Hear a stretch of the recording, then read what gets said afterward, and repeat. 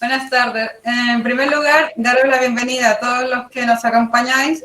Gracias por estar en este encuentro, en el que seguro aprenderemos aspectos muy importantes de la hipertensión arterial. Gracias también a los colaboradores, en especial a la DEA y al SATA, por su aval científico. Y, por supuesto, a la doctora Doración Martín, nefróloga del Hospital de Poniente y componente de la Junta Directiva de la DEA y del SATA. Destacaríamos muchos aspectos profesionales, pero sobre todo su compromiso y dedicación muy buena y su apoyo a las asociaciones. Como es en nuestro caso, siempre agradecido por decir que sí y colaborar a nuestro lado. Y sin más, damos el paso al encuentro y para ello os pedimos que tengáis los micros y las cámaras apagados para facilitar el desarrollo de la exposición. Al final tendremos la posibilidad de hacer preguntas a través del chat de la plataforma. Pues cuando quiera, Dorita, ya empieza. De acuerdo, muchas gracias a todos. En primer lugar, por supuesto, agradecer a la inquietud que siempre presentan para la formación y la información a sus asociados y a todos los pacientes con cualquier tipo de enfermedad autoinmune. Y a la DEA y a la SATA también por haber avalado esta charla. También a mi compañera María del Mar Garbín por ofrecernos el coworking y a mi asociación de la que pertenezco, a ARPA, que también colabora con el tema de la hipertensión y la educación sanitaria. Pero bueno, sobre todo a vosotros los de ALAL por contar conmigo para esto. La charla que comentamos en un principio trataban de hipertensión, salud renal y autoinmunidad. Lo que ocurre es que son dos conceptos que, aunque la hipertensión y la salud renal van íntimamente asociadas, y lo veremos a lo largo de la charla, para hablar de la enfermedad renal en las enfermedades autoinmunes e hipertensión en las enfermedades autoinmunes, pues decidimos separarlo en dos charlas porque eran muy densas y para intentar facilitar su comprensión de cara a toda la población. De manera que comenzaré con hipertensión y autoinmunidad. Y otro día, si queréis, hablamos de enfermedad renal y autoinmunidad. Empezamos por definir la enfermedad cardiovascular a la que pertenece la hipertensión, que en su conjunto pues es el trastorno de corazón y de todo el árbol sanguíneo que constituye también un órgano en sí, todas las arterias del organismo que están unidas entre sí, ¿no? En esta enfermedad cardiovascular, se presenta en modo de hipertensión arterial, que a la vez es factor de riesgo y enfermedad, en modo de cardiopatía coronaria, infarto, insuficiencia cardíaca, cuando el corazón no late lo suficiente, miocardiopatías, cuando el corazón está o engrosado o dilatado y tampoco funciona y no late y no se contrae lo suficiente como para llevar la sangre al resto del organismo, como enfermedad cerebrovascular, los derrames cerebrales, los ictus, los trombos, se puede comportar como hemorragia, derrame, que se dice en la población general, o ictus o trombo. Y luego está la enfermedad vascular periférica, que es cuando la sangre no lleva adecuadamente a las piernas, al riñón y a otros territorios más periféricos del organismo. Pues bien, esas enfermedades cardiovasculares son la principal causa de muerte en el mundo desarrollado. Y se prevé que en los próximos 10, 20 años siga siendo la principal causa de muerte. Y nos metemos de lleno con una parte de esta enfermedad cardiovascular, que es la hipertensión arterial. ¿Cómo definimos esa hipertensión arterial? Pues es la presión o la fuerza que ejerce la sangre al pasar por los vasos sanguíneos. Es decir, el corazón bombea la sangre desde el corazón hacia el resto del organismo y en ese bombeo, que se llama sístole, la sangre presiona a la pared de los vasos sanguíneos por la que va con una cifra, una presión determinada. Eso se llama presión arterial sistólica o la que conocemos coloquialmente como máxima. Y la presión arterial diastólica o mínima sucede cuando esa sangre ya ha ido a los tejidos, ha oxigenado los tejidos y vuelve hacia el corazón llena de todo ese dióxido de carbono para volver al corazón y volver a a latir de nuevo. Esa es la tensión mínima diastólica o de relajación. Clásicamente, la cifra por la que definíamos hipertensión no profesionales sanitarios se conocía como el 14,9 que pueden conocer ustedes.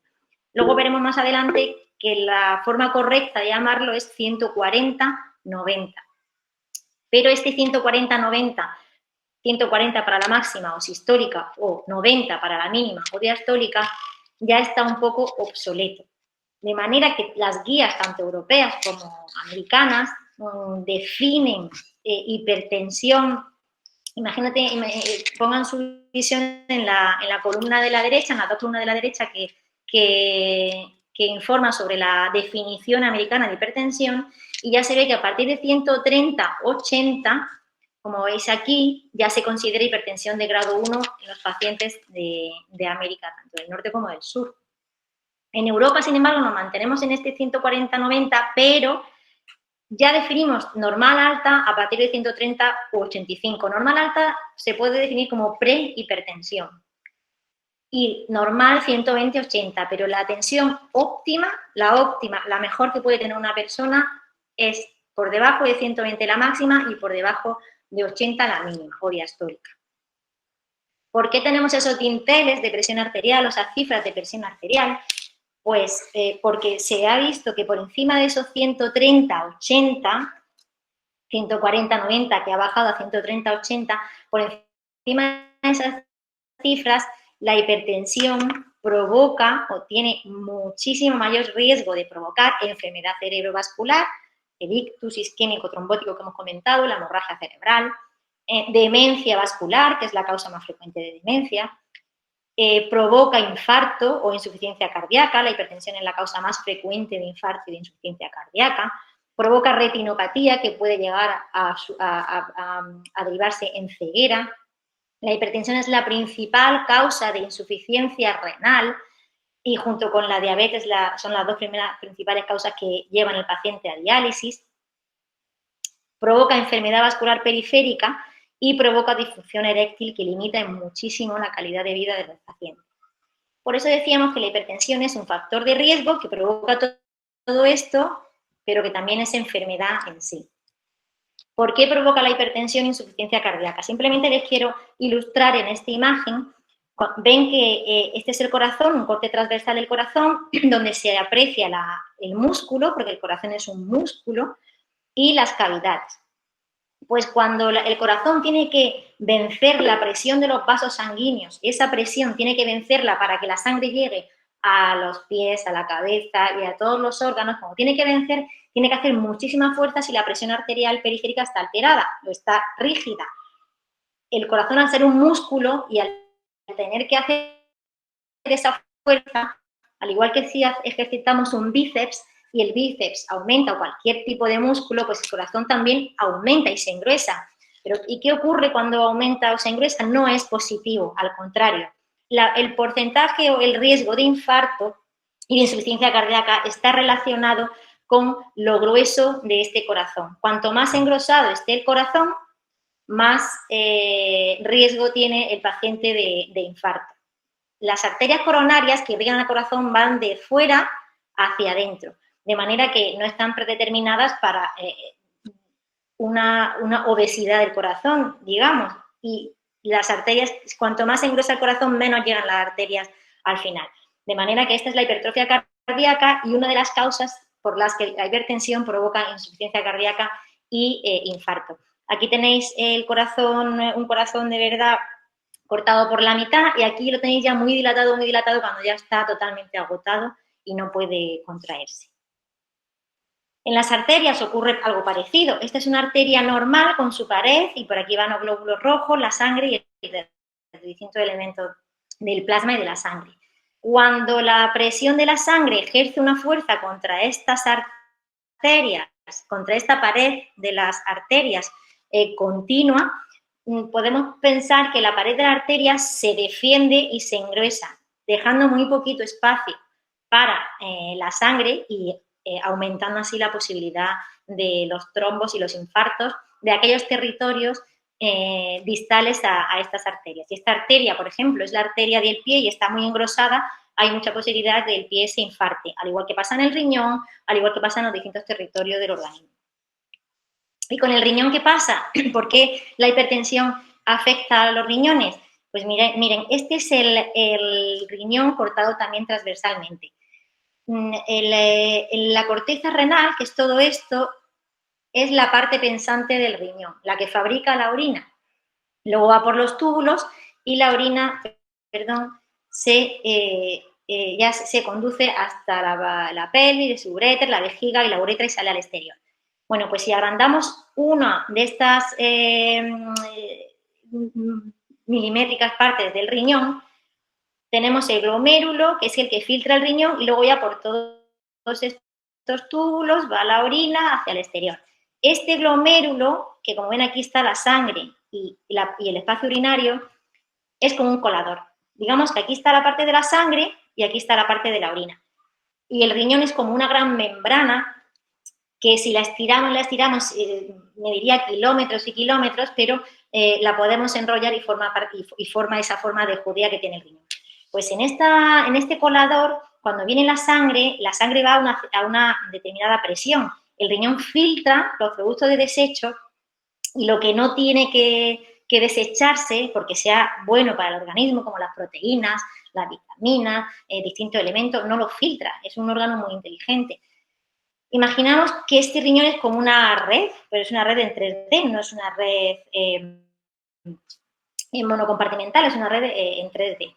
Que cuando por una parte va la sangre y va por estos orificios, el orificio se cierra o se abre dependiendo de qué elemento haya, porque no debe pasar ni sangre ni proteínas al espacio urinario.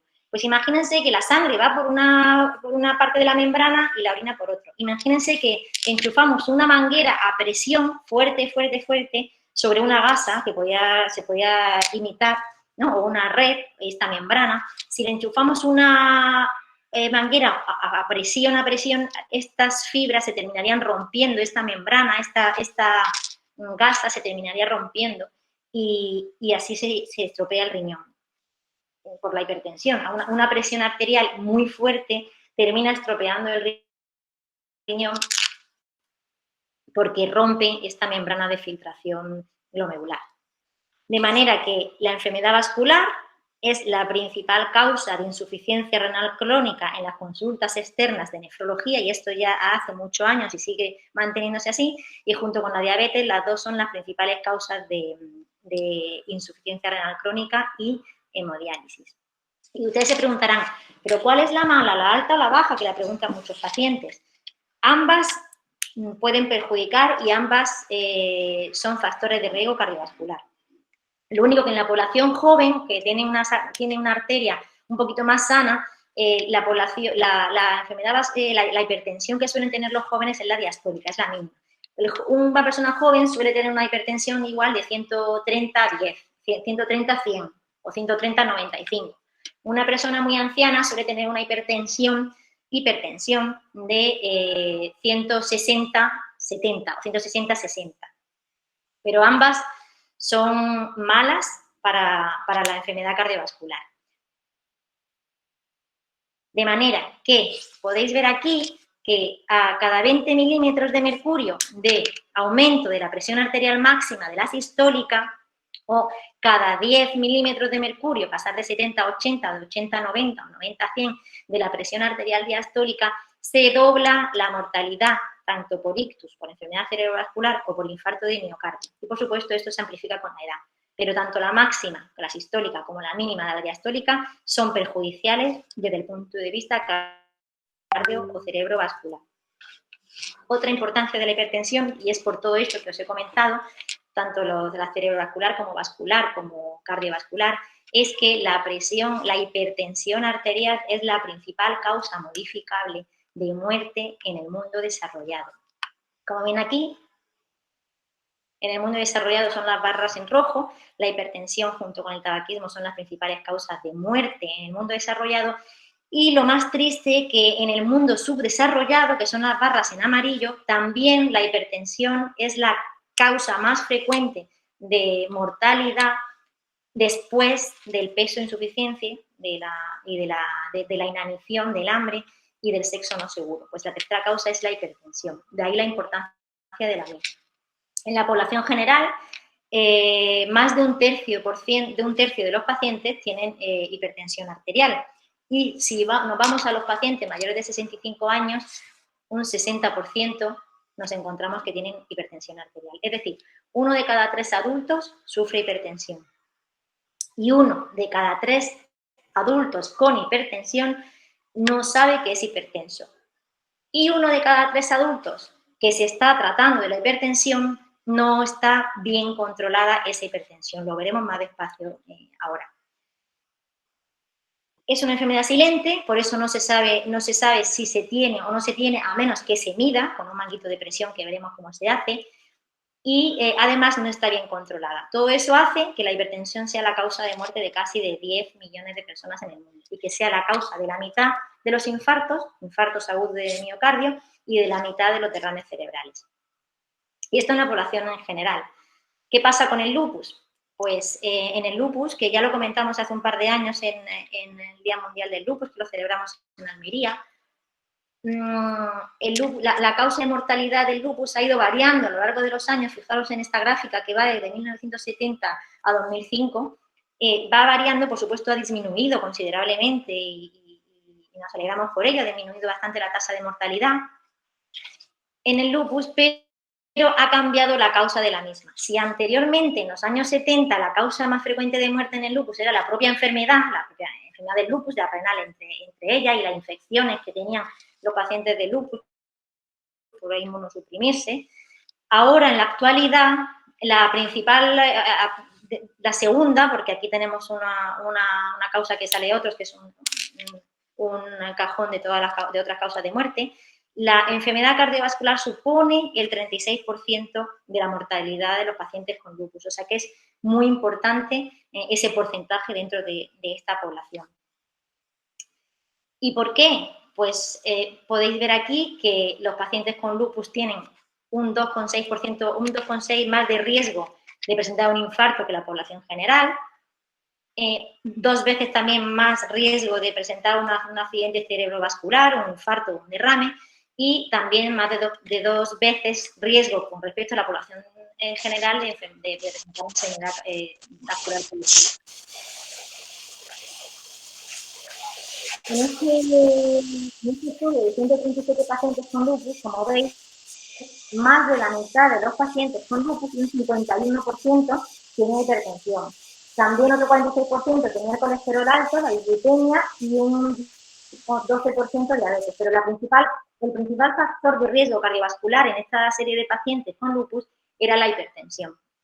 Y además, los pacientes con lupus tienen más hipertensión resistente, que la hipertensión arterial resistente es la que no se controla bien, la que no conseguimos disminuirla a una cifra de diana, que luego veremos cuáles son.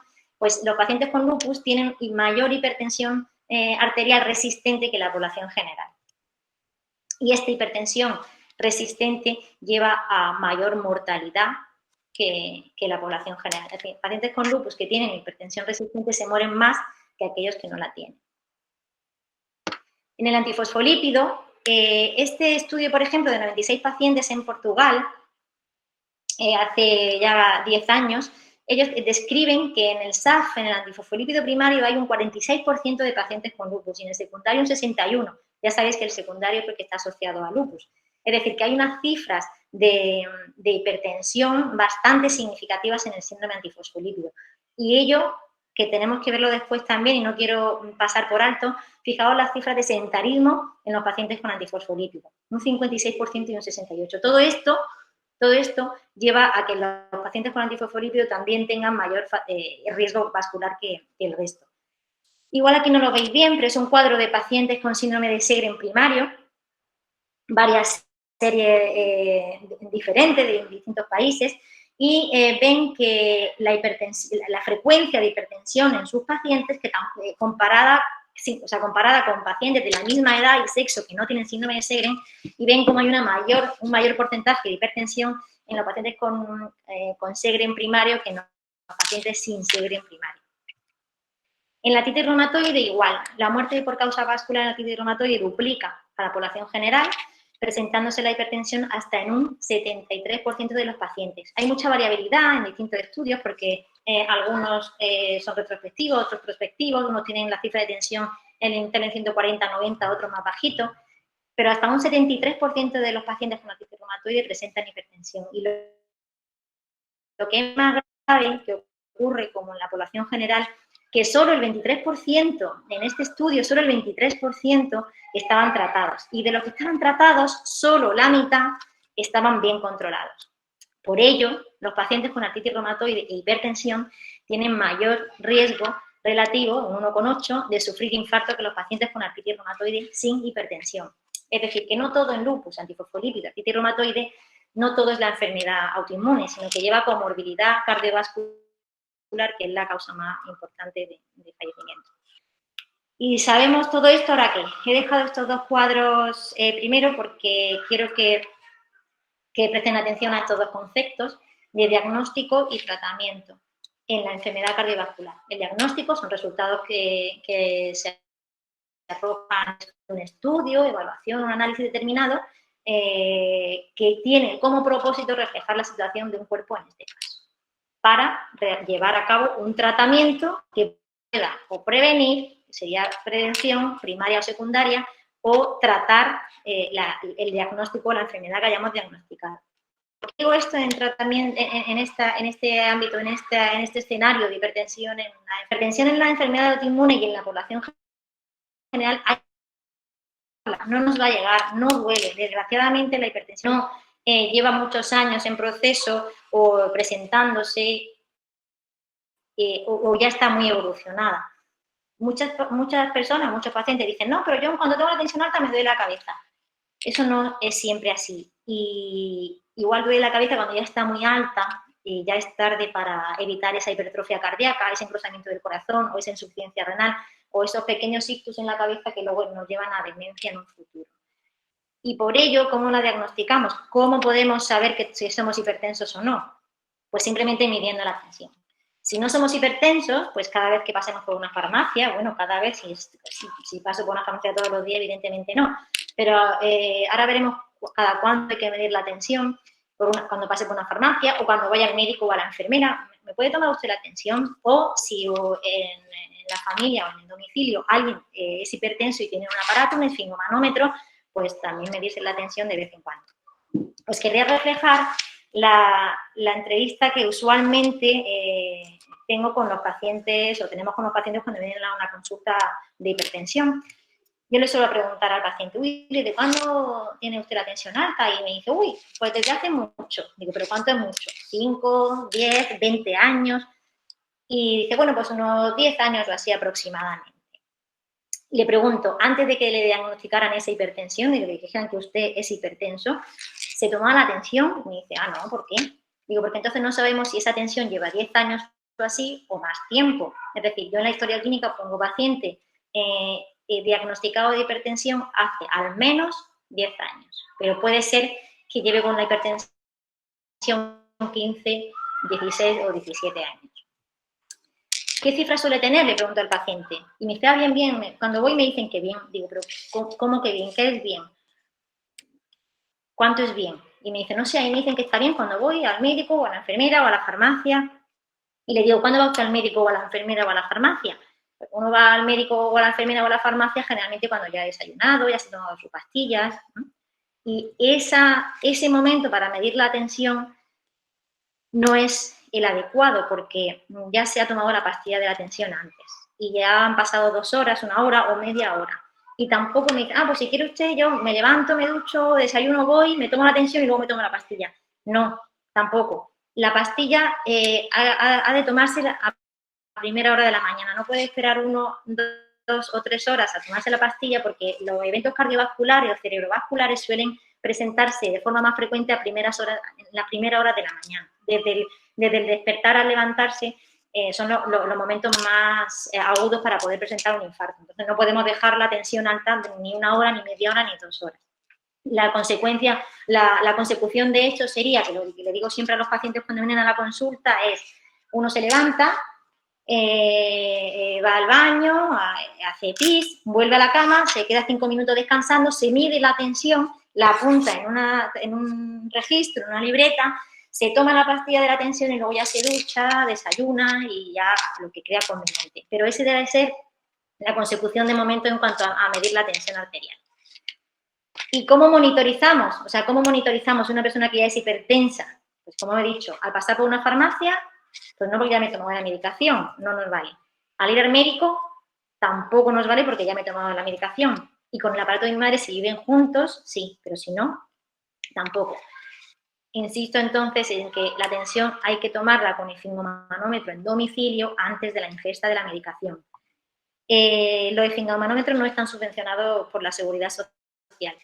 Pues tienen un precio de entre 50 a 60 euros aproximadamente, en algunos centros 40 euros, y es de por vida, mientras no se estropee, se puede ir calibrando en la farmacia donde se haya comprado. ¿Por qué hay que tener por qué además hay que medirla en domicilio? Porque el paciente debe saber cuál es su presión arterial y si la tiene controlada o no. Ya hemos dicho que si no, no se sabe y es cuando vienen los eventos cardiovasculares. La tensión arterial, luego veremos que cada paciente tiene una cifra diana, luego lo veremos finalmente. No todos tenemos que tenerla por debajo de 13,8. Algunos por debajo de 14,9, otros por debajo de 120,75. Luego veremos cada uno cómo debemos tenerlo. Pero en resumen, el diagnóstico de hipertensión hay que medir la tensión. Si usted tiene 40 años o más, medir la tensión al menos 3 veces al año. Y entre 18 y 40 años se mide aproximadamente entre 2-4 años o una vez al año, como dicen, no hace daño. Como dice aquí, y no correr más riesgo de tener la presión arterial alta. ¿Qué es correr más riesgo de tener la presión arterial alta? Bueno, pues existen unos ítems que recomendamos de la Sociedad Internacional de Hipertensión que hay que tener en cuenta a la hora de decir, uy, yo tengo más riesgo que mi vecino de tener la hipertensión arterial. Y es ser afroamericano, tener sobrepeso o ser obeso, ser mayores de años, sedentarismo, no realizar suficiente actividad física, beber alcohol o fumar, comer muchas grasas, muchas proteínas, comer mucha sal, tener insuficiencia renal, diabetes o enfermedades del corazón y antecedentes familiares de hipertensión. Si tiene usted alguna de estas patologías o factores de riesgo, debería tomarse la tensión al menos 3 veces al año. Y a esto se añadirá en un futuro próximo tener una enfermedad autoinmune, porque vamos a ver, o ya hemos visto cómo las enfermedades autoinmunes son factores de riesgo para presentar hipertensión. El AMPA, lo que hemos dicho de medir la tensión en domicilio, se llama AMPA, que es la automedida domiciliaria de la presión arterial, con un aparato, como un esfingomanómetro de brazo, que es perfectamente validado por las sociedades internacionales, pero el de muñeca, sobre todo para pacientes mayores de 60 años, no es recomendado porque las arterias radiales pueden estar calcificadas y no mide bien la presión arterial y puede confundir. O sea que si nos compramos uno, por favor, mejor de brazo. Y luego está otro sistema que se llama MAPA, que es monitorización ambulatoria de la presión arterial, que eso ya se lo ponemos en consulta cuando lo indica el médico, un aparato que lleva el paciente, el manguito de presión arterial conectado a como un Walkman de los antiguos durante 24 horas y ahí vemos el registro de la tensión del paciente de 24 horas. Pero esto se pone o se implanta a indicación médica. El AMPA es lo más importante en la monitorización de la tensión arterial. ¿Por qué? Porque el paciente sabe las cifras que tiene y además evita la hipertensión de bata blanca de la consulta del médico, que casi ya está disminuyendo el medir la tensión en la consulta, porque el paciente puede tener una hipertensión reactiva o lo que llamamos hipertensión de bata blanca. Como hemos dicho, se debe tomar previamente a la ingesta de la medicación. Hay que medir la presión por la mañana y por la tarde, no solo por la mañana. Yo a los pacientes hipertensos les digo al menos 3 veces en semana y esas 3 veces por la mañana y por la tarde. Y estando relajado, estando tranquilo, estando 5 minutos en reposo y sin cruzar las piernas y con el brazo apoyado. Este es el registro de AMPA que siempre pedimos a los pacientes cuando vienen a la consulta. Como veis está el día, si es mañana o si es tarde, la tensión máxima y las 3 cifras, 132, no 13, porque 13 puede ser 132 o 139. 132, 134, 129 y la mínima, o la presión arterial diastólica, 76, 71, 70, 65. No nos vale 7, 6, 8, 9, ¿de acuerdo? Y la frecuencia cardíaca o pulso, que también es muy importante, que es la tercera cifra que sale. Aquí sería la máxima, aquí la mínima y aquí las pulsaciones. Y siempre, insisto, antes de la ingesta de la medicación. Y el mapa, pues como le he dicho, no hace falta que se lean todo esto, es que sí que se debe implantar al menos en pacientes dudosos, o tiene sus indicaciones que los médicos se lo pueden decir. Pero sí que sería conveniente, al menos una vez en la vida, a todo paciente hipertenso implantar un mapa. El mapa está implantado también durante la noche, de manera que el aparato va tomando la tensión cada 15 minutos durante el día y cada media hora durante la noche, y la va registrando. Y luego ya al día siguiente lo devuelve al hospital, se hace un registro y vemos si durante la noche tiene una tensión más alta durante el día, que es un factor mayor riesgo vascular,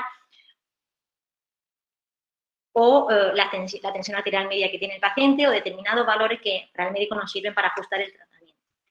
Y como ven, este es desde las 5 de la tarde a las 5 de la tarde al día siguiente, pues tenemos varias medidas de la hipertensión, y aquí ocurre algunas veces que se desconecta, que a este paciente se lo ha desconectado a las 5 de la mañana y la ha vuelto a conectar a las 7. Va a tener alguna incidencia. Bueno, ya hemos diagnosticado al paciente, de hipertensión. ¿Ahora qué? Ahora tratamos de tomar múltiples medicinas, más a las que ya tenemos por el lupus o la artritis reumatoide o el Sjögren o la vasculitis o cualquier enfermedad autoinmune, que ya tomamos mucha medicación. Evidentemente sí que hay que tomar medicinas, pero antes de empezar con la medicación hay que analizar el por qué el paciente ha presentado una hipertensión. La hipertensión arterial, la mayoría, el 95%, es esencial. Esencial quiere decir que no hay ninguna causa secundaria tratable para tratarla y que desaparezca. Esta esencialidad supone un componente genético. Si mi padre es hipertenso, mi abuelo es hipertenso, probablemente yo lo sea también, y no sabemos los genes que están relacionados. Se están en estudio porque cada vez la genética se está estudiando más en todos los campos de la medicina y de forma exponencial, pero de momento no tenemos ese arma diagnóstica ni terapéutica. Y luego hay factores de riesgo como el síndrome de apnea obstructiva del sueño. Personas que roncan, no se oxigenan bien por la noche, de manera que el corazón, como no se oxigena bien la sangre, el corazón late más fuerte y con más fuerza para llevar oxígeno a los tejidos. Pues las personas que roncan tienen más posibilidad de tener hipertensión. Y a veces el tratar esa apnea del sueño, la hipertensión desaparece. La obesidad, igual, y también por la enfermedad renal, que la obesidad, al igual que la hipertensión, acuérdense de la manguera que he dicho, la obesidad sobrecarga también al riñón y el riñón provoca hipertensión. La sal, el tabaco, el estrés, el sueño no adecuado. Pongo el café en interrogante porque, curiosamente, el café, que no está demostrado que una ingesta habitual de café pueda provocar hipertensión habitual y diaria. Sin embargo, la sal nadie lo tiene interiorizado y es lo más importante y lo más maligno para la hipertensión y para otras circunstancias. Luego veremos las causas de hipertensión secundaria, en la que están incluidas también las enfermedades autoinmunes. Pero sí quería hacer hincapié en la sal.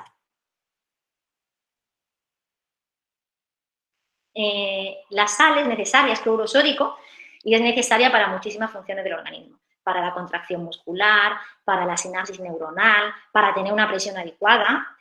La presión arterial tiene que ser adecuada. Si tenemos la presión arterial muy baja, en 5,3 o 50-30 no hay riesgo para la contracción cardíaca.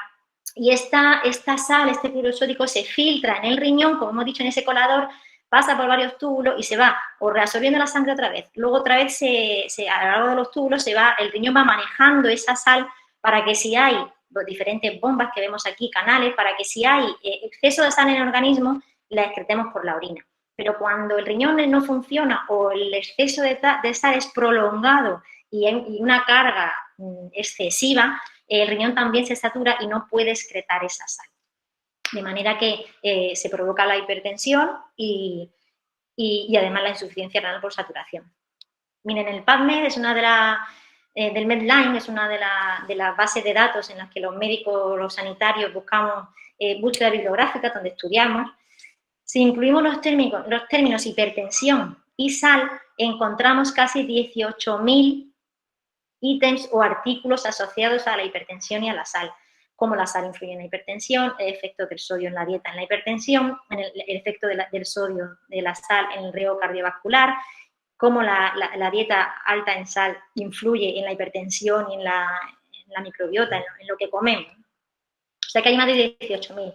¿Y qué es lo que dicen todos estos artículos? Pues que la sal hace que la hipertensión que presenta el paciente sea muchísimo más grave. Imagínense esta cifra de 240 a 126, es una barbaridad, y estamos expuestos a un derrame cerebral de forma muy importante. O sea que esa hipertensión es más resistente y también tiene mayor lesión de órgano diana, que es lo que veíamos antes. Los pacientes con hipertensión y que toman sal, su hipertensión lleva más a enfermedad renal, lleva más a enfermedad cardiovascular, lleva más a ceguera y lleva más a enfermedad cerebrovascular. O sea que la sal hace que la hipertensión sea más grave. Y aunque la sal agrava la hipertensión en todos los pacientes, en todas las personas, fundamentalmente son especialmente sal sensibles, decimos sal sensibles a las personas que tienen una sensibilidad mayor aún, aumentada de sal a la hora de presentar una hipertensión grave, son los pacientes diabéticos, los pacientes obesos, los pacientes renales, nefrópatas, los pacientes de raza afroamericana y los pacientes ancianos. Todos estos pacientes son en los que más deberíamos focalizar, reducir o eliminar la ingesta de sal de la dieta. ¿Por qué? Ya no solo la sal provoca hipertensión, la sal provoca enfermedad renal a través de la hipertensión y a través de rigidez arterial, provoca obesidad porque va añadida a que se ha visto que los pacientes que toman sal también toman más azúcares, provoca hipertrofia cardíaca, como hemos visto, y más infartos, provoca ictus y accidentes cerebrovasculares, pero además la sal aumenta el riesgo de presentar litiasis, cálculos o piedras en el riñón, de osteoporosis, de cáncer de estómago, de cataratas y de demencia independientemente de la hipertensión arterial. O sea que no solo la sal provoca hipertensión, sino otras muchas enfermedades que son dignas de mención. De manera que la Organización Mundial de la Salud ha estimado que España es el segundo país de Europa con mayor consumo de sal. Fíjense que las recomendaciones son de 3 a 5 gramos al día en total, no solo la cucharadita que echamos, sino en total, y en España consumimos cerca de 10 gramos al día, el doble o el triple de lo que deberíamos. Se ha estimado en unas campañas del Sistema Nacional de Salud que si se redujera la ingesta de sal a menos de 5 gramos al día, es decir, una cucharada sopera en total, se evitarían 30.000 eventos cardíacos y 20.000 ictus. De manera que el Sistema Nacional de Salud, el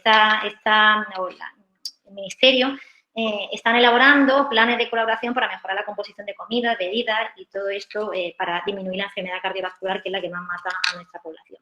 ¿Cómo reducimos la sal de los productos? Pues la sal del salero, de lo que usamos, en realidad es el 15% ese de la sal que ingerimos, pero el 75% de la sal que ingerimos viene de todos los productos manufacturados que vemos aquí.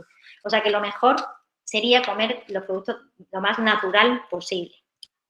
Y cuidado con algunos componentes de algunos fármacos que son efervescentes, y los fármacos que galénicamente se fabrican para ser efervescentes, muchos provocan o tienen sal y aumentan la hipertensión. El paracetamol mismo efervescente puede aumentar la hipertensión del paciente porque esa efervescencia tiene sal en su composición.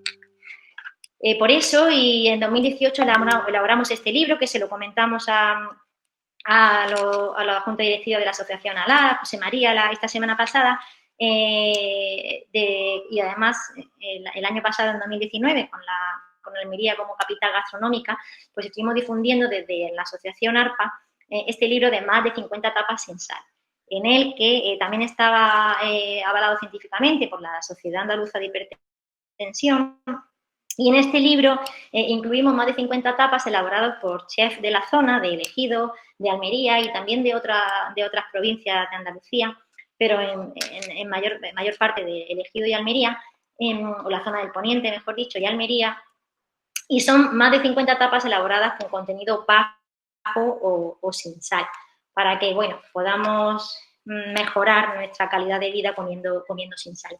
En las charlas que solemos dar en los colegios, hay un psicólogo experto en obesidad infantil que siempre dice que la mejor herencia que podemos dar a nuestros hijos es educarles el paladar, para no convertirlo en obesos, porque hay un 45% ya de obesidad en los colegios. Y ese 45% se mantiene o se aumenta cuando se es adulto.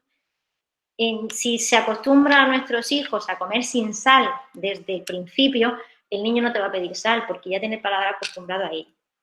Yo soy un ejemplo de eso, no me gusta, me gustan los alimentos naturales sin sal porque se saborea el verdadero sabor del alimento.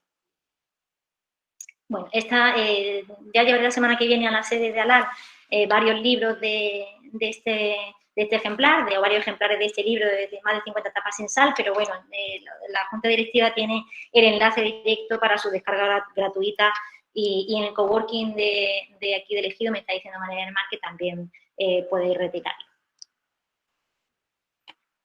Entramos con las enfermedades, o sea, la enfermedad autoinmune como causa de hipertensión. La hipertensión arterial, como ese 5% de secundaria, que no son todas las enfermedades autoinmunes, de ese 5%, un 3,5% es de causa renal. Ya veremos en otra charla cómo el riñón provoca hipertensión. Luego hay tumores benignos que secretan hormonas como adrenalina, noradrenalina, catecolaminas, bueno, ciertas hormonas que provocan hipertensión. Pero lo más frecuente de este secundarismo son medicamentos como los antiinflamatorios no esteroideos, y ahí entramos también en el campo de la enfermedad autoinmunes, el ibuprofeno y similares, de ketoprofeno, enantium, naproxeno. Todo eso aumenta y provoca hipertensión porque cierra las arterias renales. También porque provoca arteriosclerosis. Ya hace muchos años salió un artículo en New England, una revista de impacto científica, que nos decía que los antiinflamatorios no esteroideos provocaban arteriosclerosis acelerada. La cortisona, pues un fármaco que también provoca hipertensión y hace que la hipertensión sea más severa. Cocaína también, EPO, ciertos fármacos, pero bueno, en la enfermedad autoinmune a tener en cuenta sobre todo el ibuprofeno, la cortisona y el estrés que podéis sufrir por la enfermedad en sí, por la inquietud y bueno, pues porque es una enfermedad de dolores generalizados. Pero además, esta es una luz vascular, esta es la arteria y esta es la luz de la arteria por la que aquí van todos los elementos de la sangre, y como veis, estas son las distintas capas musculares de la arteria. Y esto es una capa de arteriosclerosis que está aumentada, y aquí hay colesterol, calcio, células musculares. Entonces, en esta arteriosclerosis de las enfermedades autoinmunes y en esta enfermedad vascular o cardiovascular de la enfermedad autoinmune influyen los factores de riesgo clásicos, que son la obesidad, el tabaco, el alcohol, el sedentarismo, la diabetes y la hipertensión. Y luego tenemos factores de riesgo asociados a la propia enfermedad autoinmune que vamos a detallar con unas cuantas diapositivas solamente. En la enfermedad autoinmune ya sabéis que hay un boom de células de defensa, de anticuerpos y células que nos defienden habitualmente o en la normalidad de virus, de bacterias, de hongos, del cáncer. Son células inmunes que están sobrepasadas del límite que debieran. Estas células inmunes, la fiebre la provocan las células inmunes porque a la hora de defender al cuerpo de una infección. Habitualmente. Estas células inmunes son también inflamatorias, son células que provocan inflamación en su lucha contra el microorganismo. En la autoinmunidad, en la enfermedad de autoinmune, no está ese microorganismo, pero no sabemos lo que hay todavía en determinadas enfermedades, que las células autoinmunes provocan esa propia inflamación contra cualquier antígeno o contra cualquier sustancia de la sangre, y lo que lleva es a una inflamación de todo el cuerpo, y que determinada enfermedad autoinmune se focaliza más en un órgano y otro, y esta inflamación crónica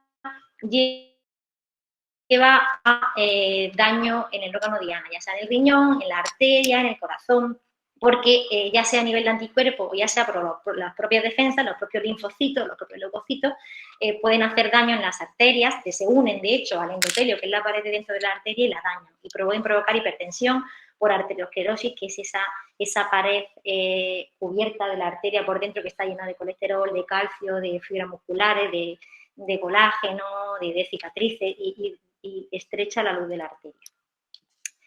Un paciente con la enfermedad activa persistentemente tiene mayor riesgo de infarto que un paciente que la enfermedad no esté activa. Es decir, que la actividad de la enfermedad autoinmune lleva a mayor inflamación y esa inflamación crónica deriva en mayor riesgo vascular.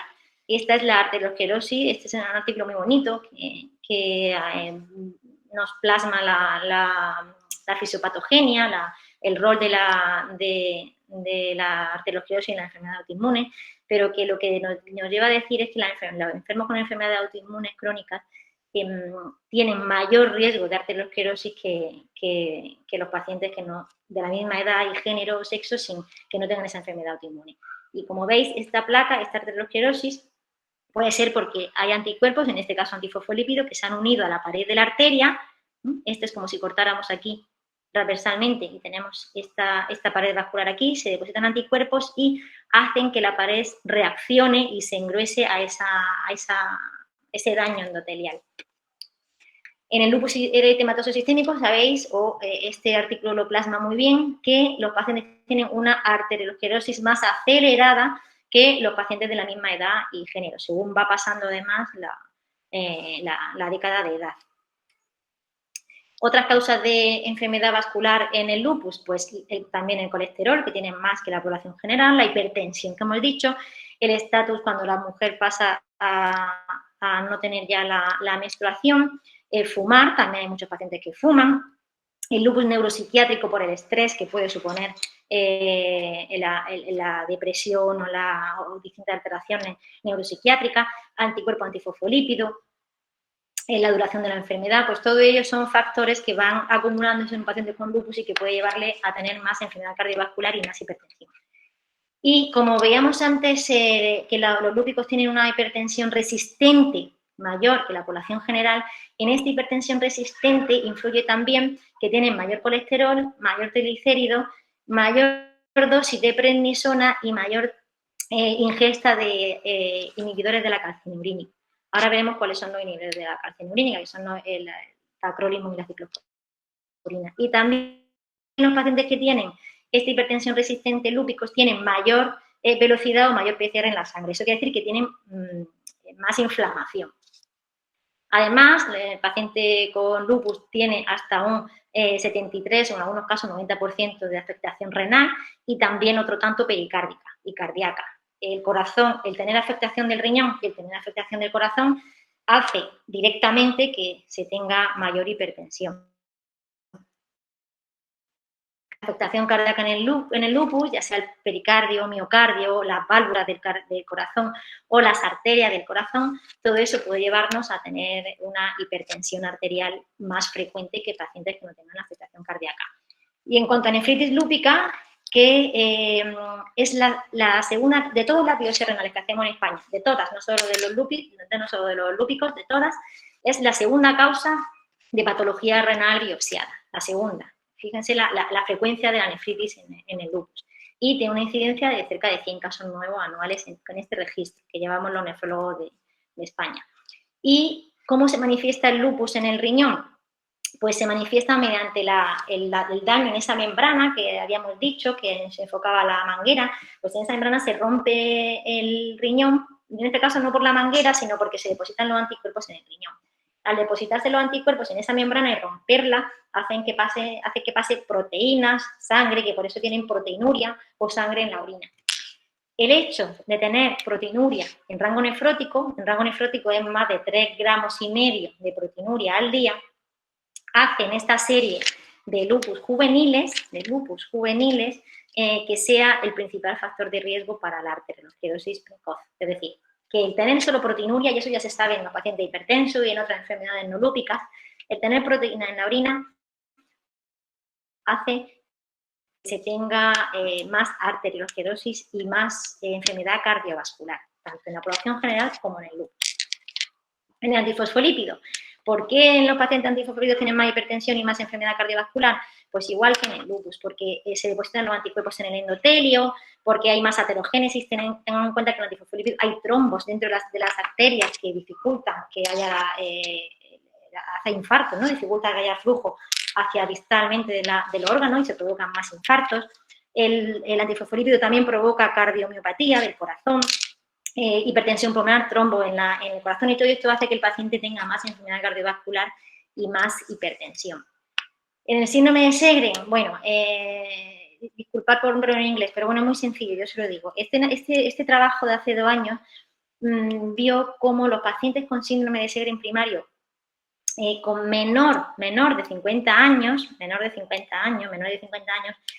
tenían más hipertensión que los pacientes de la misma edad y sexo o género que no tenían Sjögren. Es decir, que el Sjögren primario predisponía a presentar hipertensión arterial. Y eso era independiente de los corticoides que hemos dicho que provocaban hipertensión, y hace pensar que el Sjögren tenga otros factores que no sean los corticoides o el tratamiento, ya sea genético, inmune o inflamatorio, que lleven al paciente a presentar hipertensión arterial.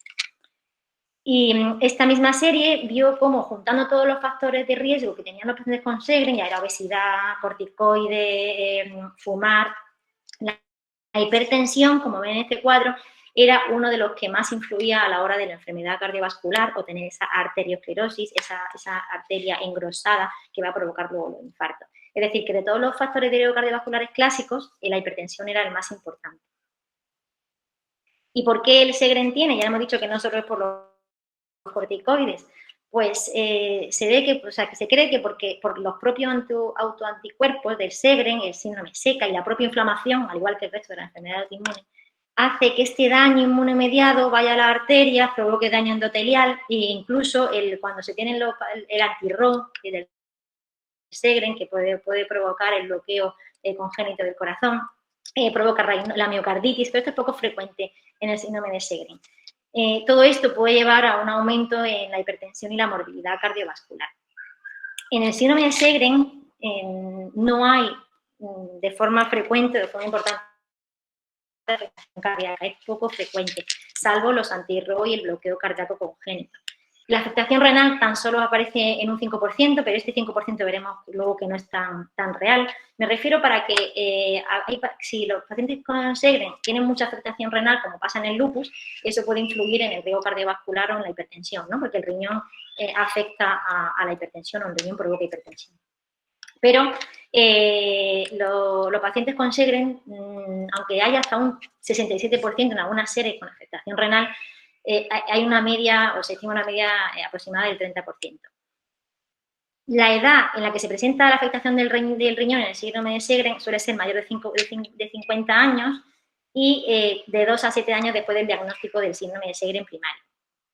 Y la insuficiencia renal, que es la que llevaría a tener hipertensión o a tener mayor riesgo vascular en los pacientes con Sjögren, se presenta en un 20 o un 30% de los casos. No hay muchas series que estudien la afectación renal en el síndrome de Sjögren, y hay muchas retrospectivas. Retrospectivas quiere decir que voy a ver qué ha pasado con mis pacientes hacia atrás, ¿no? Y no son estudios tan fiables como el estudio prospectivo que hemos diseñado desde la Sociedad Española de Nefrología, la de Reumatología y la ADEA, sobre enfermedad renal en el síndrome de Sjögren, para ver qué pasa con nuestros pacientes en un futuro.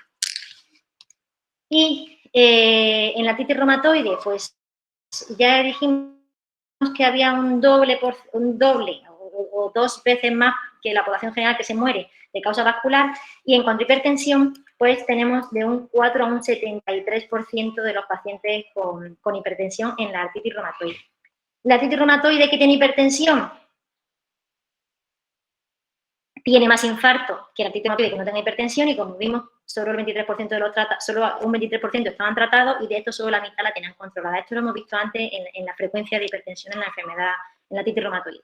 Pero la artritis reumatoide también cursa con resistencia a insulina. Esto es una prediabetes con síndrome metabólico. El síndrome metabólico es juntar obesidad, diabetes, ácido úrico, hipertensión. Pues fijaros cómo en la artritis reumatoide hay un 40% de síndrome metabólico versus un 20% en la población general. O sea que los pacientes con artritis reumatoide están más obesos, tienen más diabetes, tienen más dislipemia, más colesterol, más ácido úrico, más hipertensión. Eso es muy importante. Y la actividad física mucho mayor en la artritis reumatoide, y luego me dirán, es que ¿por qué nos duelen las articulaciones? Luego lo veremos. Tabaco en la artritis reumatoide 1,6 veces más que los que no tienen artritis reumatoide, los corticoides, como hemos visto antes, los antiinflamatorios no esteroideos, también del punto genética y luego, como todas las enfermedades autoinmunes, inflamación y anticuerpos. En general, este trabajo, que nos resume un poco la enfermedad cardiovascular en todas las enfermedades autoinmunes, nos dice que hay algunas enfermedades que se separan de otras, pero en la mayoría o casi todas ellas tienen una arteriosclerosis acelerada, hipertensión, afectación renal en muchas de ellas, que llevan en la antifosfolípido-trombosis, que llevan al paciente a tener hipertensión o enfermedad cardiovascular. Y aquí tenemos el resumen del porqué de la hipertensión en especial. Vemos los AINES, como hemos dicho, los corticoides, la ciclosporina y el tacrolimus son hipertensinógenos, se utilizan en la nefritis lúpica, por supuesto una predisposición genética, la vitamina D, la menopausia precoz en las mujeres, la prediabetes, dilipemia y obesidad que hemos visto que es mayor en las enfermedades autoinmunes, la presencia de insuficiencia renal, la presencia de aumento de aldosterona, de renina, de todas estas hormonas que provocan hipertensión con respecto al resto de las enfermedades. Y quería nombraros dos causas importantes en las enfermedades autoinmunes que provocan hipertensión. Los riñones funcionan, como hemos dicho, eliminando todos los productos de desecho y eliminando una sobrecarga de sal y de agua. También funcionan ayudando a fabricar los glóbulos rojos mediante la EPO, una hormona o un producto que hace que se fabrique glóbulos rojos y que no se tenga anemia. También fabrica la vitamina D para los huesos y para las arterias y ayuda a controlar la presión arterial. Ya hemos visto antes cómo los riñones ayudan a excretar el sodio y el agua del organismo. Y mediante esa ayuda, si se estropea el riñón, pues el 95% de los pacientes con insuficiencia renal tienen hipertensión arterial por lo mismo. De manera que en cualquier enfermedad autoinmune que tenga afectación renal, tiene una hipertensión más severa y de más difícil control y también tiene mayor lesión de órgano diana, hipertrofia cardíaca, insuficiencia cardíaca, esto es engrosamiento del corazón. Al tener insuficiencia renal, al no funcionar bien los riñones, se provoca hiperfosforemia y acúmulo del fósforo, y el fósforo también se acumula en las arterias y también las pone rígidas o también lleva a arteriosclerosis. Como no funciona el riñón, hay anemia, y la anemia es que no hay suficiente oxígeno en la sangre para llevar a los tejidos. El corazón ocurre lo mismo, como ve que no hay suficiente oxígeno en la sangre para los tejidos, lo que hace es latir con más fuerza, que es lo que puede hacer él. Al latir con más fuerza se vuelve a engrosar el corazón, y los pacientes con insuficiencia renal por esa anemia también tienen mayor engrosamiento en el corazón. Y bueno, ya hay otras causas de hipertensión y arteriosclerosis acelerada, pero en conjunto quedaros con que el paciente con enfermedad renal tiene más riesgo cardiovascular y más hipertensión. Y luego, por otro lado, están los fármacos que tomáis los pacientes con enfermedades autoinmunes. De todos estos fármacos, lo que más nos preocupa eran los analgésicos y los corticoides. Por ejemplo, los AINES, como ya os he comentado, el paciente, un paciente que toma antiinflamatorio durante mucho tiempo, un día no pasa nada, pero durante días repetidos, semanas, meses y años, sí que se ha visto que provoca o está más en riesgo de presentar un infarto de miocardio, de infarto de corazón, insuficiencia cardíaca. Y fijaros que ya esto es una noticia que salió hace ya 5 años, que aumenta el riesgo de infarto ya en la primera semana de tratamiento. En la primera semana de tratamiento de tomar antiinflamatorio ya aumenta el riesgo de infarto. ¿Por qué? Porque contraen la arteria y pueden provocar una crisis hipertensiva en esa primera semana de tratamiento. Después es por esa arteriosclerosis que provoca en la arteria. Con lo cual, cuanto menos antiinflamatorio y menos tiempo se tomen, mejor. Es decir, con esto decía que los dolores osteoarticulares no solo se tratan con analgésicos, también se tratan con fisioterapia, con medidas locales, con ejercicio y con otros inmunosupresores.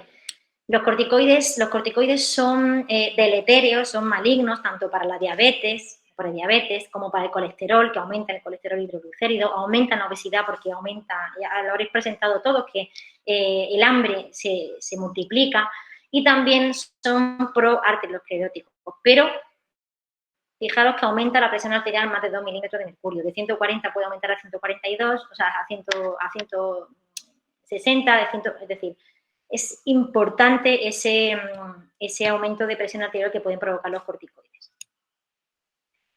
A dosis elevada, los corticoides tienen más efecto deleterio que antiinflamatorio y a dosis bajas más antiinflamatorio que deleterio. Esto tenéis o queréis consultarlo con vuestro médico, vuestro autoinmunólogo, el médico que os lleve la enfermedad autoinmune para valorar la dosis exacta de corticoide que os beneficia más, que os pone en riesgo.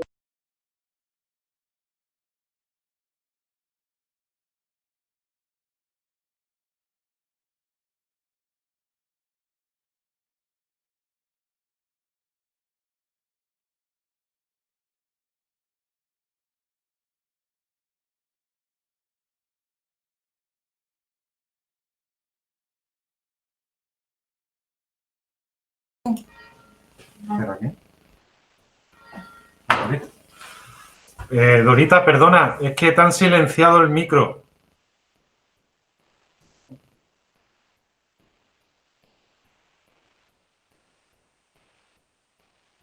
¿Le puedes dar al micro?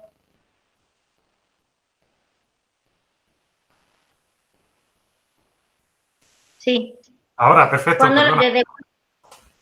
¿Desde cuándo está silenciado, José María? Un minuto. Un minuto. Uf, ¿qué diapositiva? ¿Os acordáis? Es que la anterior. La anterior. ¿Cuál? Lo voy pasando. Sí, el efecto de la cortisona. Vale. No, mucho más. No, más adelante. Pasa al siguiente. Esa ya estoy preocupada. Ahí, perfecto. Más atrás. No, ahí. Vale. Pues Perdona. Vale. Nada, no pasa nada. Os pongo esta carátula de muerte porque todo lo que estoy hablando aquí es de muerte cardiovascular, de enfermedad, de infarto, de ictus y parece un poco tétrico todo, ¿no? Y dice, bueno, ¿cómo andan las cosas? Pues fatal. Y nos llevamos un poquito a deprimir. Pero no quiero deprimáis porque esto hay que saberlo para ponerle solución, ¿de acuerdo? Y para pasar de un entorno árido y de pesimismo al optimismo y a la curación y al tratamiento de la enfermedad. Simplemente os lo he puesto porque hay que conocerlo para poder darle importancia, diagnosticarlo y tratarlo. ¿Y cómo lo haríamos? Un resumen de este diagnóstico. Pues vuestras analíticas, que ya sabéis que lo hacen cada 3, 6 meses o un año, incluyendo el colesterol, triglicéridos. No solo hay que preguntar cómo tengo el factor reumatoide, cómo tengo el DNA, cómo tengo el complemento, sino cómo tengo el colesterol, el ácido úrico, los triglicéridos y, por supuesto, de orina, por si se tienen proteína en orina, que no solo la proteína en orina es por la enfermedad, que puede ser por la hipertensión, por esa manguera que hemos dicho, puede ser por la obesidad, que sobrecarguemos al riñón, puede ser por la diabetes. Es decir, que analítica de orina nos puede aportar mucho. Un electrocardiograma, cada cierto tiempo, se lo pueden preguntar al médico que os lleve y ya según lo que salga en la ocultación cardíaca o en el electro se puede hacerse un ecocardiograma. Un índice brazo-tobillo que lo hacemos para ver el estado de esas arterias, la arteriosclerosis, el grosor íntima media carotidia, una ecografía de las carótidas o la velocidad de onda del pulso que se hace con el mapa de tensión. Bueno, pues todo esto sí que lo pueden preguntar a su médico para ver cuándo se le tiene que hacer. Y el índice de masa, corporal, que es el sobrepeso, eso lo podéis calcular vosotros muy sencillo con esta fórmula, pero que lo ponéis en internet y os sale la fórmula directa y lo puede calcular cualquier persona y ver si está en su peso idóneo o hay que cuidarse. Bueno, pues lo hemos diagnosticado, hemos visto las causas de hipertensión que podemos quitar, si es por antiinflamatorios quitarlo, si es por cortisona disminuirla, o ver qué fármaco nos viene mejor si estamos hipertensos o no. Es decir, pues si una persona con una hipertensión muy resistente y le añadimos corticoides anticalcinurínicos, puede que esa hipertensión vaya más. O sea, que cada clínico, cada médico sabe qué inmunosupresor dar al perfil de paciente. Pues ahora sí que vienen las pastillas y hay que tomarlas, los antihipertensivos, pero antes de tomar los antihipertensivos, por favor, hay que abandonar ese tabaco que parece que en artritis reumatoide y en otras enfermedades se consume más que en la población general. Esa comida insana de grasas, de sal, ese sedentarismo que en la enfermedad autoinmune existe más que en la población general, y activarse al deporte, a caminar y a una vida sana. Pero en cuanto a las pastillas que hay que tomarse, que cada médico le dirá cuál es la mejor para usted, fijaros que con estas pastillas y con todo esto, eso es un estudio en España que se hizo, se publicó en 2015, hace 15 años, pero esto ya lleva arrastrando mucho tiempo. Se fijaron como en el PRESCAP, en 2002 hizo un estudio que solo el 36% de los pacientes con hipertensión estaban controlados. O sea, el 36% de los pacientes con hipertensión y pastillas y medicación no tenían la tensión en su sitio, porque o no se miden, o no se toma la pastilla adecuada, o no se toma la pastilla, o come con sal y no hay forma de controlarlo. En el 2006 aumenta un poquito el cumplimiento y en el 2010 hasta un 44-45% de control. Todavía esto es grave. Es decir, más del 60% de los pacientes con hipertensión en general, no solo de la enfermedad de autoinmunes, están controlados. Menos del 60%. Es decir, tan solo un 44, un 48% están controlados. Eso es gravísimo. ¿Y por qué? Uno de los factores es el cumplimiento terapéutico. Fijaos, cerca del 90% de los pacientes diagnosticados de hipertensión no lleva a cabo las recomendaciones de sal, de dieta, de ejercicio, y no todos son pastillas. El 50% no sigue los tratamientos prescritos. ¿Cómo es posible que yo le prescriba a un paciente esta medicación y la mitad no se lo tomen? Eso hay que investigarlo el por qué. Porque el paciente no se fíe de la medicación, porque sería el prospecto y no se fíe. Hay que tener una excelente relación médico-paciente y enfermero-paciente, enfermera-paciente, para que el paciente le consulte las dudas, si tiene cualquier miedo y poder quitarlo o poder, mire, es que esta medicación me sienta mal, póngame otra, pero nunca abandonar la medicación sin decírselo al médico. Pero fijaros que un 24% de los pacientes que han sufrido un infarto deja de cumplir el tratamiento solo a la semana de recibir el alta, a la semana, y transcurrido un mes, el 34% de los pacientes falla al menos en la toma de uno de los fármacos y el 12% en la toma de al menos 3 medicamentos. Eso es muy grave y nos preocupa bastante, porque este 40 o 60% en Andalucía de hipertensos no controlados hace que sea una epidemia silenciosa y que luego vengan los infartos, los ictus, los derrames y las muertes cardiovasculares. Aquí otro estudio que nos dice que tan solo el 40% están controlados y que veis cómo los que están controlados versus los que no tienen mayor mortalidad por ictus. En ese estudio se ve que los pacientes hipertensos que cumplen su tratamiento tienen menos probabilidad de hipertensión severa o insuficiencia cardíaca congestiva. ¿Qué le aconsejamos a los pacientes para que no se olviden de la tensión? Lo que ocurre es que como no duele, pues dice, bueno, no me la tomo un día, no pasa nada. Y la pastilla no, o las pastillas, porque la tensión es una cosa dinámica, no es una pastilla de por vida. Ahora que la mayoría de los hipertensos toman 2 pastillas y muchos toman 4, 5, 3, pero no hay que dejar de tomarla aunque uno se sienta bien, al contrario. Al igual que tampoco hay que dejar la medicación del colesterol porque diga, más allá de la analítica bien, ya no me la tomo. Bueno, consulte con su médico y a lo mejor se puede disminuir, pero si la tiene bien el colesterol en la analítica es porque se está tomando la medicación. Trucos para no olvidar la medicación, mantenerla siempre a la vista, si va a comer siempre donde vaya a coger la comida o el pan, usar un pastillero para los viajes o por si sale o por si le pilla la cena fuera, tomarla aprovechando una acción rutinaria o nada más levantarse o nada más o al acostarse o tomando el desayuno, la comida y siempre renovar la medicación antes de que se acabe con la receta 21. Y como os decía antes, la cifra de tensión 140-90 no es para todos la que debe tener. Yo tengo 44 años, no tengo ninguna enfermedad cardiovascular. Ahora, si yo fuese hipertensa, debería tener mi tensión por debajo de 130-80 o menor. Si tuviese proteínas en orina, por cualquier causa, debería tener mi tensión controlada menor de 125-70. Si fuese anciano, pues un poquito más. 130-80 en las nuevas guías terapéuticas. Si tuviese insuficiencia renal crónica muy avanzada, también 130-80. Un anciano muy frágil con mucha arteriosclerosis, pues se deja 130-80, pero si tiene 140-90 y así va bien, no se intenta descender más por riesgo a que si la tensión baja también disminuye el riesgo cerebral.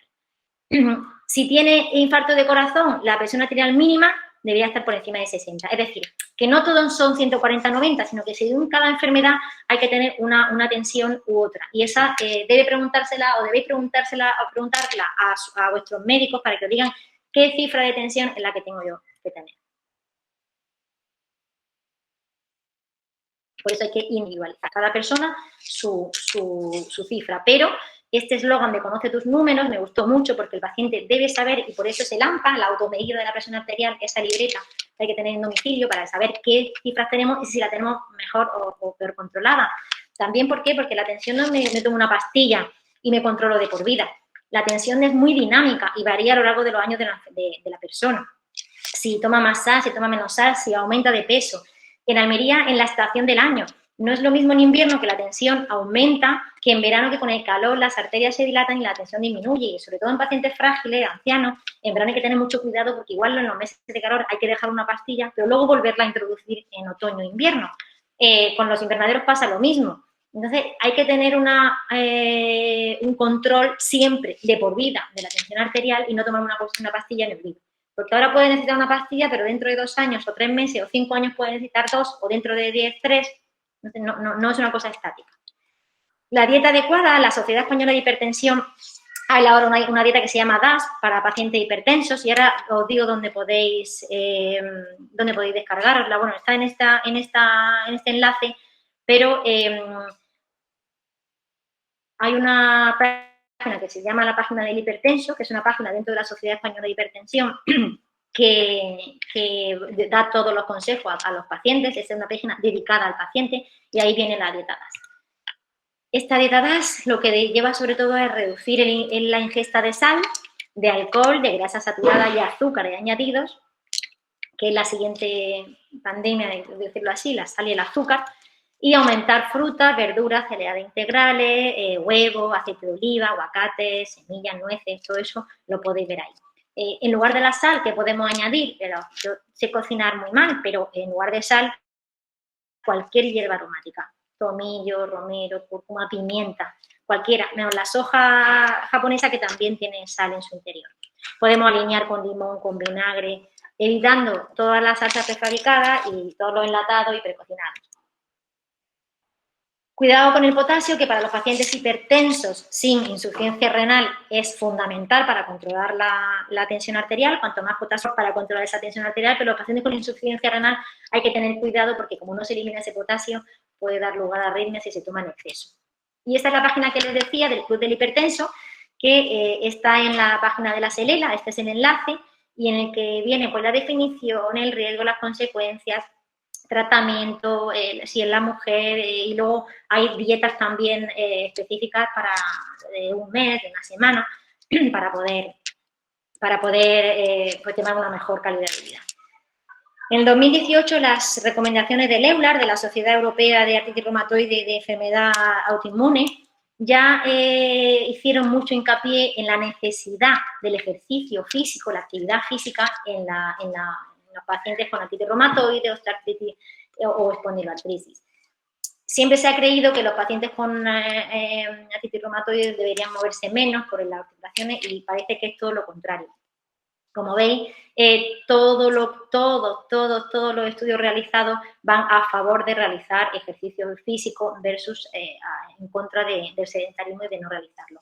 De manera que con mayor actividad física viven más, los pacientes que tienen mayor actividad física viven más que los que tienen sedentarismo.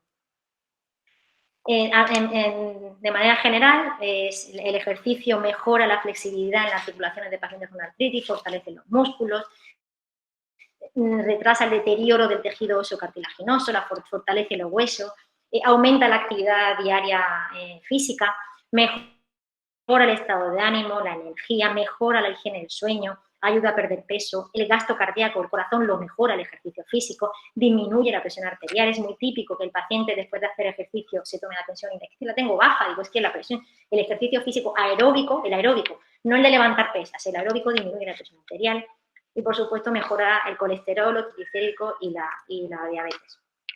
Aquí tenéis otro enlace que ya os puse hace un año que os di, el año pasado, el anterior, ¿no? Que os di la charla del riesgo vascular en enfermedad autoinmune, y que te vienen pues qué ejercicios son más seguros, más útiles y adecuados a cada uno. Y te vienen, pues bueno, pues ciertos ejercicios que yo no soy experta en ellos, pero para los pacientes con artritis, de fortalecimiento, que no se tienen que ir a correr o a hacer bici, sino pues son ejercicios que se pueden hacer en casa en época además de confinamiento y en esta época que nos ha tocado vivir. No hace falta irse a la calle, aunque se puede hacer también, pero que se pueden hacer en domicilio y son sencillos.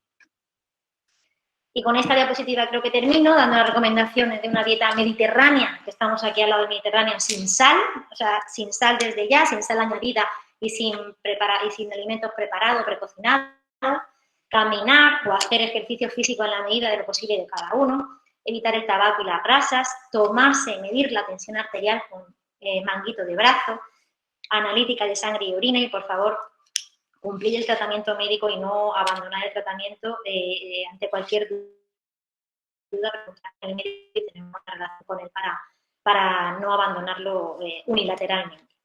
Y nada, a pesar del pesimismo que he podido transmitir, el optimismo es que la tensión es muy fácil de tratar, muy fácil, y que si se trata y se evita esa morbimortalidad cardiovascular, pues hay que ser más feliz y además el ser feliz también es bueno para la salud. Y nada más. Gracias por la intervención. Ahora doy paso a mi compañera Carmen, que se va a ocupar de las preguntas. Hola, buenas tardes. Voy a leer una consulta que ha hecho que ha estado escuchando la charla, que me dice entonces, si tengo LES y estoy estable, también hay posibilidad. ¿Qué la detonaría?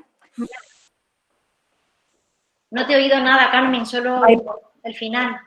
Perdona, Dorita, la pregunta que nos hace es que esta persona tiene LES y HAP. Sí. ¿Tengo más riesgo de estar más grave? Pregunta también, pero si estoy estable también hay esta posibilidad. ¿Qué la detonaría? Creo que hace referencia a la hipertensión, lo que pregunta. Hipertensión pulmonar, ¿no? Sí. HAP. Yo imagino que sea hipertensión pulmonar, hipertensión de la arteria pulmonar. Vamos a ver, el tener lupus y el tener hipertensión arterial pulmonar ya te predispone a presentar mayor riesgo cardiovascular que el no presentarlo.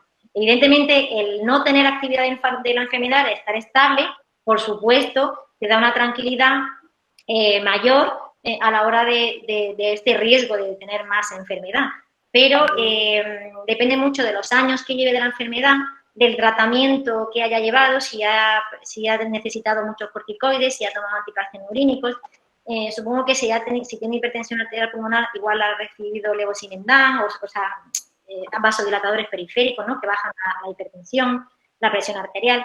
Depende si tiene colesterol, o sea, el detonante no es...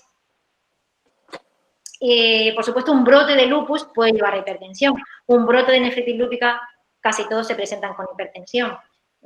El detonante son los brotes de la enfermedad y los fármacos que haya tomado a lo largo de la enfermedad y los años que lleve de la enfermedad.